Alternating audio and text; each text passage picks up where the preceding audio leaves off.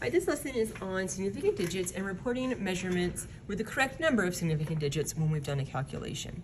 This lesson ties into the lesson that we've learned previously about reporting measurements taken from a tool and making sure that we always report with 1 degree of uncertainty. We're now going to say, okay, given multiple measurements, how do we know what rounding rules to apply when we're reporting our answer for that calculation? This lesson is broken down into a couple of parts. First, we're going to define what significant digits are. Then we're going to learn how to count those significant digits and round to a specific requested number of significant digits. And then finally, we're going to learn the individual rules for different types of calculations. So let's start with just identifying what significant digits are. Whenever we report an answer, we can never report an answer that's more exact or has more significance than the least precise measurement in the problem. And we do that by counting the number of digits that are significant and then determine what our answer should be based on that. Our answer will always be based on whoever is the least precise in our calculation.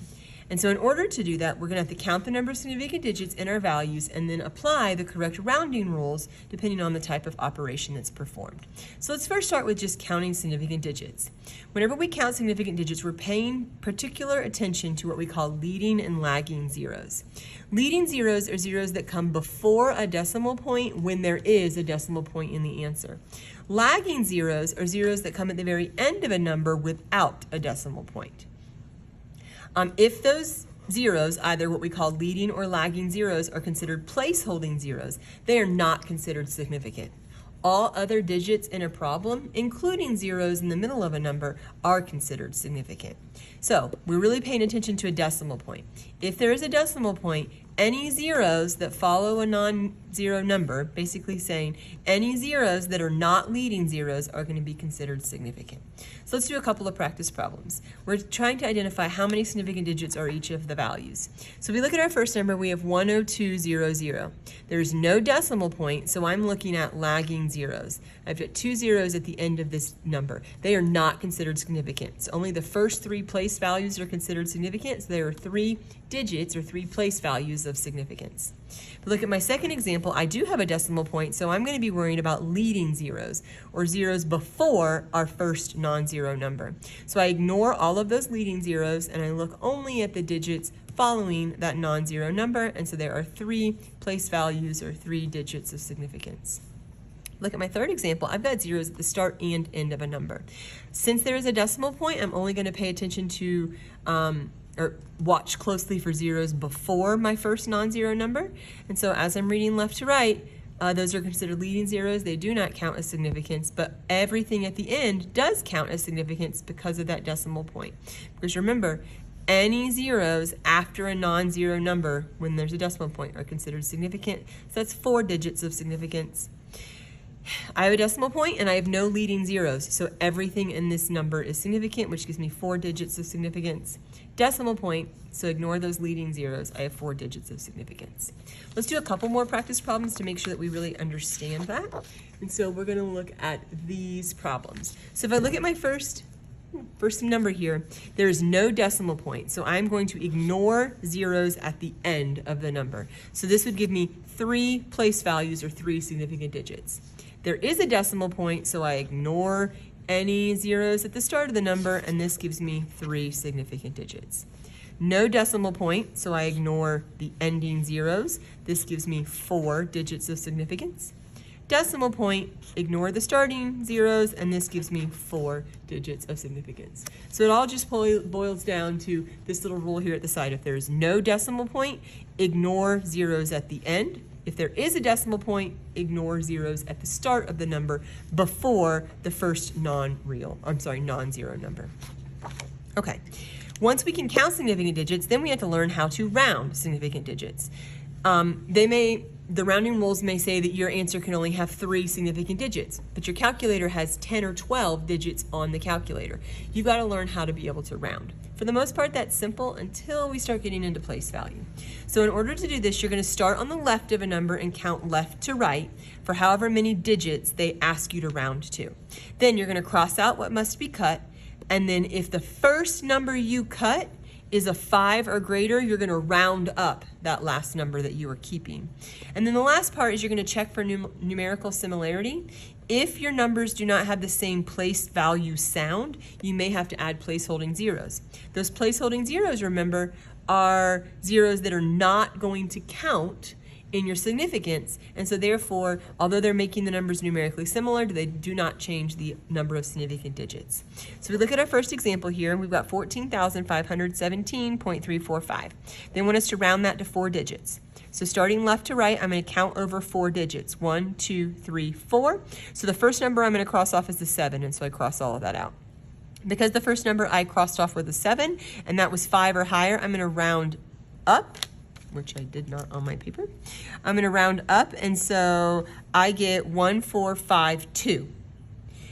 But 1452 is only 1,450, and my original number was 14,517. So those numbers are not numerically similar.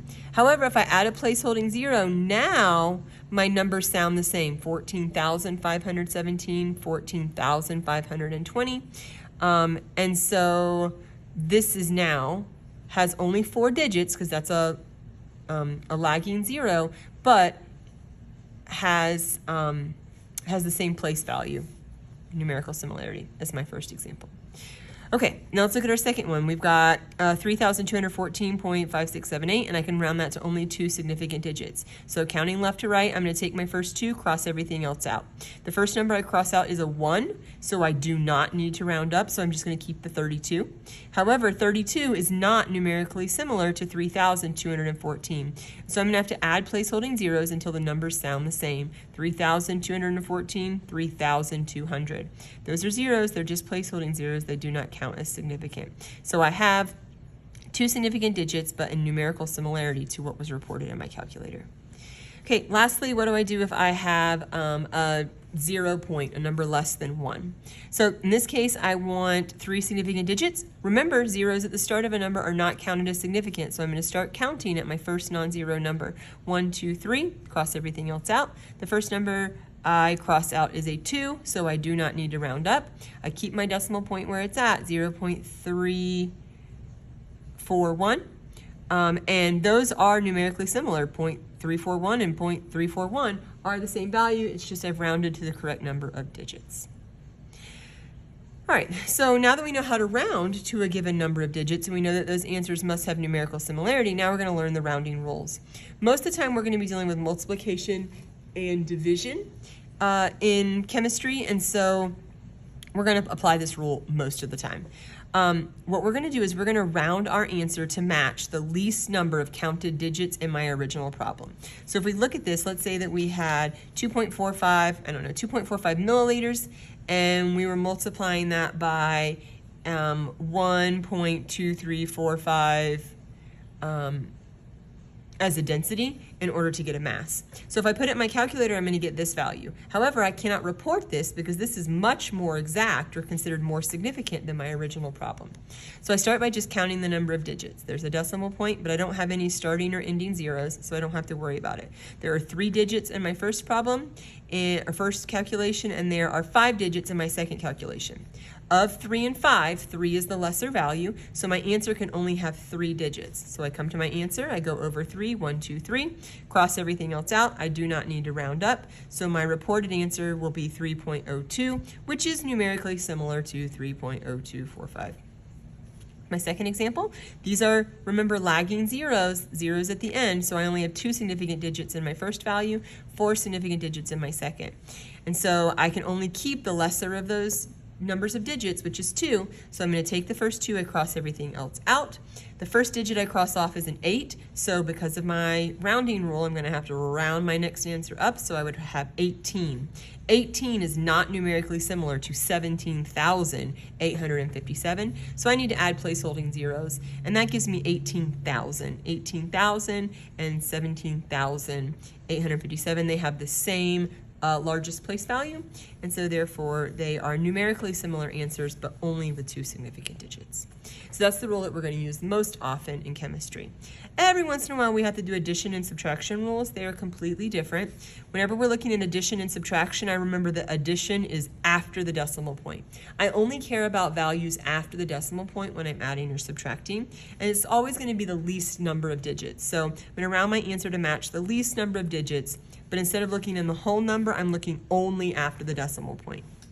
So my first problem, I have 3 digits after the decimal point and then 1 digit of 3 and 1. 1 digit is the lesser of that.